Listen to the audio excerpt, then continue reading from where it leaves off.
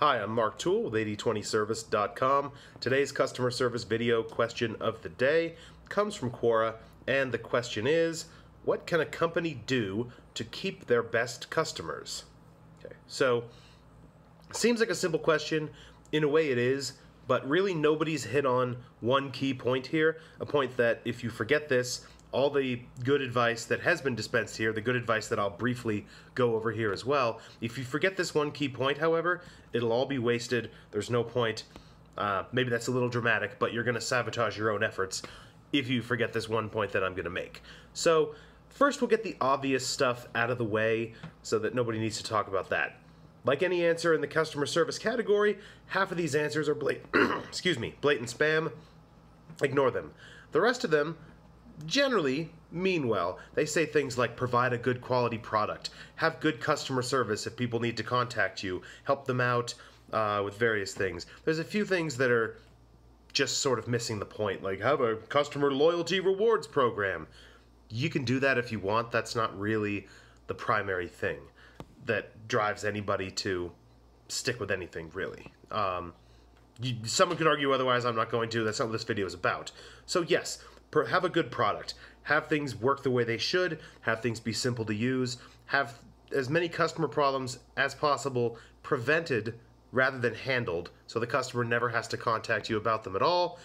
These things seem obvious to me. They're obviously not, because I have to keep saying them in all these videos, but have a good product, have good service, treat people well, all that stuff, fine. If you need a video to tell you that, good luck to you.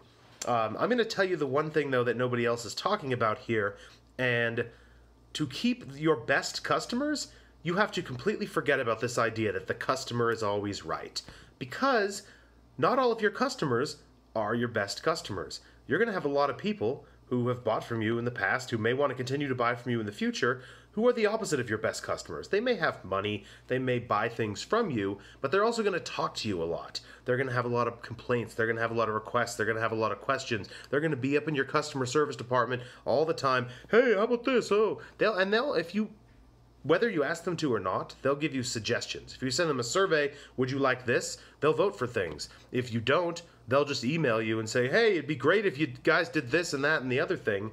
And you have to remember that the people who contact your customer service department in a well-run business are and should be a minority of your customer base. Most of your customers should not be contacting customer service on a regular basis because things should be running smoothly the way they should. There shouldn't be problems. There shouldn't be questions. Customer service is there in case that happens. Now, you're going to get a few types of people contacting customer service. You're going to get people who had a legitimate problem or question or something you didn't see coming, something unexpected. These could be your best customers. They could not be. And you're going to have what we'll call the stupid questions, the ridiculous requests, the I want some attention, please talk to me, I'm lonely kind of customers. And they're going to talk to you. And in fact, they're going to be the majority of the customers that you ever talk to or that you ever hear from. Whether you wait for them to come to you or whether you send out some kind of survey or request or thing like that, these are the ones you're going to hear from vastly more than your best customers. So if you base any of your decisions off of what kind of complaints are we seeing in customer service or what kind of responses are we getting to our surveys, you're missing the best customers in your business. The best customers in your business are the ones you don't know exist until you go check. You go into your shopping cart software right now, look at renewals, look at repeat payments, you'll see people in there, people you've never talked to, people who have never contacted customer service about anything. They just buy from you and pay you money again and again and again and again and are happy to do so. And if you send them a link, hey, fill out our survey, they'll say, I have better things to do, I'm not filling out a survey. Because they do, and that doesn't mean they're not happy with your product. They continue to buy it. That's your survey result.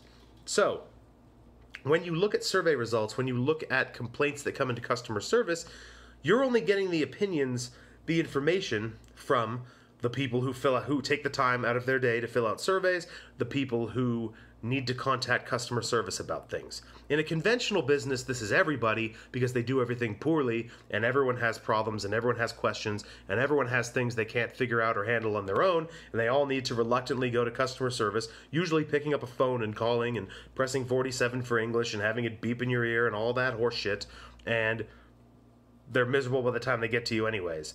In a conventional business, all your customers are forced to go through customer service. They're at least going to see a link to a survey that they'll probably ignore. But when you're doing things right, most of your people should not have to contact you about problems or questions or concerns or things like that. So the ones who do, generally speaking, are the worst customers in your customer base. The highest maintenance people, the ones who have all the questions and requests. Oh, this would be better if it was only $10 a month. Thanks for the suggestion. But if you listen to that guy's suggestion, you're going to lose your best customers. You see, the best customers like your product the way it is. They may have suggestions, they may not, but your worst customers are the ones who like, oh, this thing's okay, but if you changed everything about it and the price and all this stuff and got rid of these things that I don't care about, I'd like it better. They're the ones talking to you, and it's tempting to take, oh, customer feedback, I'm going to go update my thing based on this. But be careful if you choose to do this or if you consider doing this, because you are ignoring the best customers, the presumably happiest customers, the ones who buy from you again and again and again and again, without complaining, without making requests, without filling out surveys, without ever talking to you at all. So, to keep those people, take any feedback you get from the other people, the worst people, with a big grain of salt, and maybe just ignore it completely. If you figure out someone's not a good customer, not the best customer, not the right kind of customer, doesn't mean don't sell to them. Maybe it means don't sell to them. It's up to you. But don't take their feedback at too high of a value, and don't let their suggestions cause you to ruin something that better customers like. I guess that's my advice for this question. I'll wrap this up here. And as always, I do one of these videos every weekday on a customer service question. I write regularly on business and customer service topics, both on Quora and on my website, 8020service.com, where there's also a daily email list that you should get on. And these videos are being posted to Quora and to YouTube. So depending where you're watching, like, thumbs up, follow, subscribe, all that good stuff. Go to the website, 8020service.com, get on the list. You'll get lots of updates there. Otherwise, I'll be back tomorrow with another video.